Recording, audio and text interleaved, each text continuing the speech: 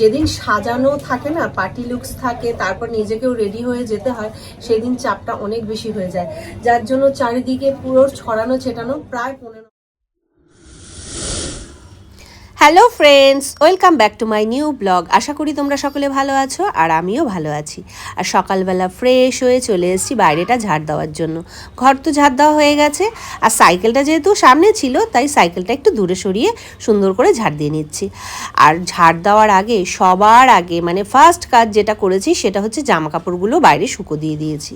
তার কারণ 3-4 দিন ধরে তো রোদ্দুরের দেখা নেই।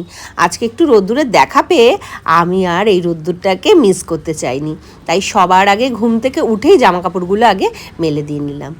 তারপরে চলে এলাম বিছানা তুলতে, কারণ বিছানাটা একদম আগোছলো হয়ে রয়েছে। ঘুম থেকে তো যে যার মতন উঠে পড়ে চলে গেছে।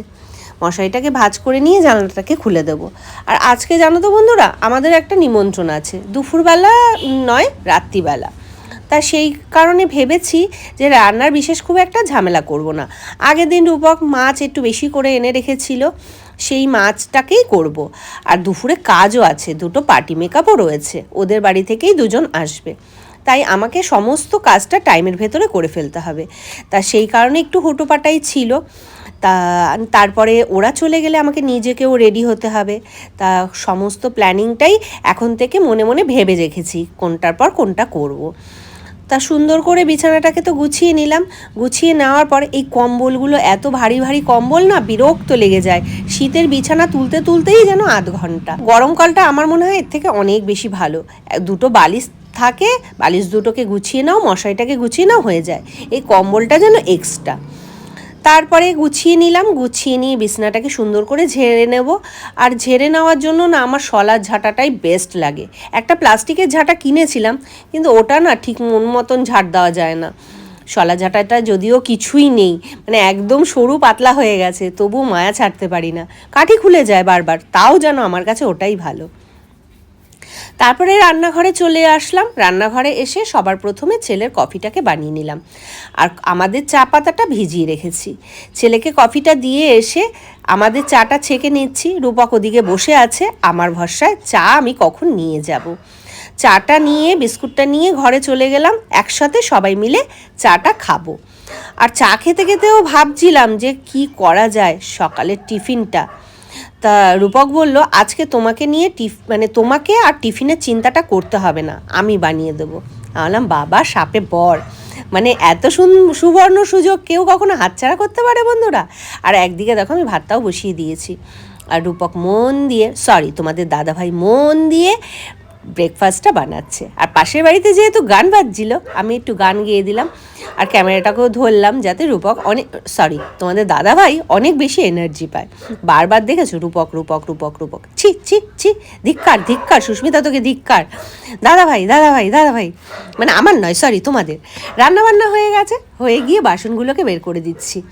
আর তোমরা অনেকবার বলেছো, দিদি একা হাতে এত কাজ করো না, তাই তোমাদের কথা মতন একটা কাজের দিদিকেও রেখে দিয়েছি। বাসনগুলো বার করে ভিজিয়ে রেখে দেব, ও এসে মেজে দিয়ে যাবে। তারপরে রান্নাঘরে আবার চলে এসেছি। রান্নাঘরে এসে লাইজল দিয়ে গ্যাসটাকে মুছে নেব। গ্যাসটাকে নয়, ওভেনটাকে। শুধু ভুলভাল বলছি, কি যে করি আমি, কোনো ঠিক নেই। আর লাইজল দিয়ে গ্যাসটা ওভেনটা মুছলে না বন্ধুরা, তেল ছিটে তো থাকেই না, সাথে পিঁপড়েগুলোও আসে না। এটা আমার বরাবরের একটা অভ্যেস বলতে পারো।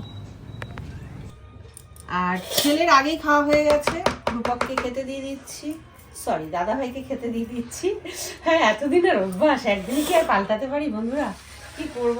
আজকে মাছের ঝোল আর ভাত, আর সেইভাবে কিছু বানাইনি, কারণ দুপুরে কাজ আছে। তা আমিও খেয়ে নেব একসাথে, তারপরে আমার কাজের জগতে যেতে হবে। আর এই মাঘ মাসটায় প্রত্যেক বছরই এরকম কাজ থাকে। নাও, ভাত দিয়ে ধোয়া উঠছে, কে নাও। গরম করেছো? হ্যাঁ, আজ বললাম না 2টো পার্টি মেকআপ রয়েছে, আর সেই মতন দেখো কাজ করতেও চলে এসেছি, বারান্দা কাম পার্লার, এটাই আমার সব কিছু। যাই হোক, দুজন পার্টি মেকআপ তো করবে, তার মধ্যে একজনের হয়ে গেছে, শাশুড়ি আর বৌমা। আর এখন বৌমা বসেছে, বৌমার ফাইনাল আই মেকআপটা আমি কমপ্লিট করছি। আর কৃষ্ণাকেও তোমরা দেখতে পাচ্ছ। কৃষ্ণার আবদার ছিল, সুস্মিতা তুই যখন কাউকে মেকআপ করাস বা নিজে যখন মেকআপ করিস তাহলে আমাকে একটু ডাকিস না, তাহলে আমি কাছ থেকে একটু দেখতে পারবো আর একটু শিখতেও পারবো। তা সেই মতন আজকে ওকে ডেকেছিলাম, ও চলেও এসছে টাইম মতন। আর ও আসাতে যদিও আমার অনেক সুবিধেই হয়েছে, অনেক হেল্প করেছে আমায়। দেখো প্যালেটটা ধরে কি সুন্দর দাঁড়িয়ে রয়েছে, আর আমার কাজ করতেও সুবিধা হচ্ছে। আর ফাইনালি আমরা রেডি হয়ে গেছি, পাশের বাড়ি অনুষ্ঠান তা। আর যেদিন সাজানো থাকে না, পার্টি লুকস থাকে, তারপর নিজেকেও রেডি হয়ে যেতে হয়, সেদিন চাপটা অনেক বেশি হয়ে যায়, যার জন্য চারিদিকে পুরো ছড়ানো ছেটানো প্রায় 9:45 বাজে।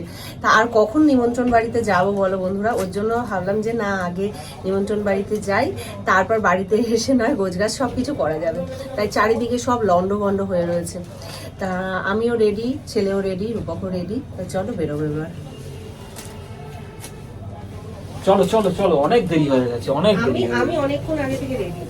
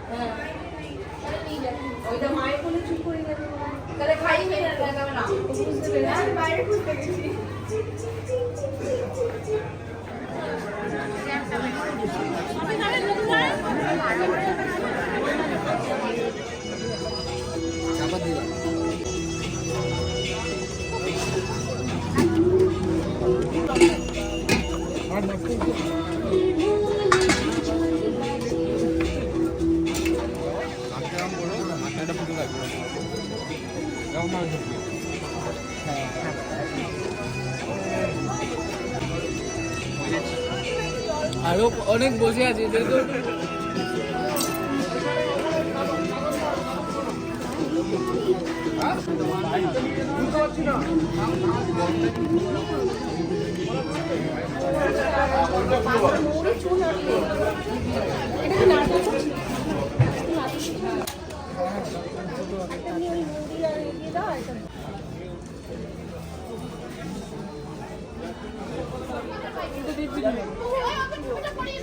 করতে হবে তো, ফোটায় ফোটায় করছি মানে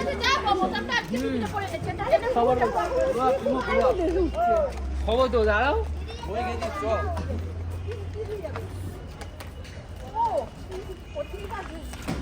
চলে যাচ্ছিস। হ্যাঁ